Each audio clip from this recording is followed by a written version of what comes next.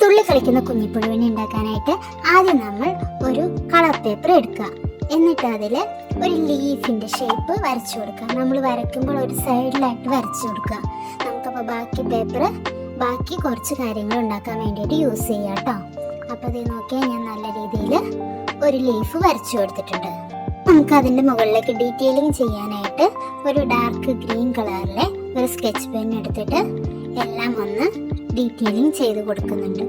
അപ്പോൾ എന്താണെന്ന് വെച്ച് കഴിഞ്ഞാൽ നമ്മൾ പിന്നീട് അത് വെട്ടിയെടുക്കുമ്പോൾ ഒരു നല്ല ഭംഗിയുണ്ടായിട്ട് ഒരു ഔട്ടർ ലൈനൊക്കെ ആയിട്ട് ഇരിക്കും.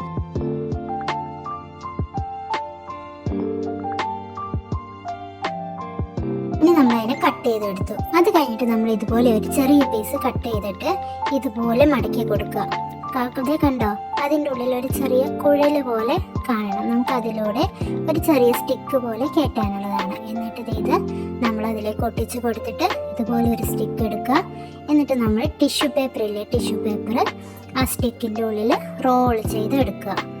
ഇങ്ങനെ പയ്യെ ചുരുട്ടി ഇങ്ങനെ പയ്യെ റോളാക്കി എടുക്കണം. റോളാക്കിയിട്ട് നമ്മൾ രണ്ട് സൈഡിൽ നിന്നും ഇങ്ങനെ ടിഷ്യൂ പതിയെ ഉള്ളിലേക്ക് ഇങ്ങനെ തള്ളി കൊടുക്കുക. എന്നിട്ട് നമുക്ക് ഇഷ്ടമുള്ള രണ്ട് കളർ എടുത്തിട്ട് ഇങ്ങനെ നീളത്തിൽ പെയിന്റ് ചെയ്ത് കൊടുക്കുക. ഇതൊക്കെ ഓപ്ഷണലാണ് കേട്ടോ, നിങ്ങൾക്ക് ഇഷ്ടമുള്ള കളർ എടുക്കാം. എന്നിട്ട് ഞാനൊരു ബ്ലാക്ക് പെൻ വെച്ചിട്ട് ഡോട്ട് പോലെ രണ്ട് സൈഡിലുമായിട്ട് കൊടുക്കുന്നുണ്ട്. അത് ഒരു ഭംഗിക്ക് വേണ്ടി ചെയ്യുന്നതാണ് കേട്ടോ. നിങ്ങളും അതുപോലെ ചെയ്ത് നോക്ക്. നിങ്ങൾക്ക് ഇഷ്ടപ്പെട്ടോ അത്?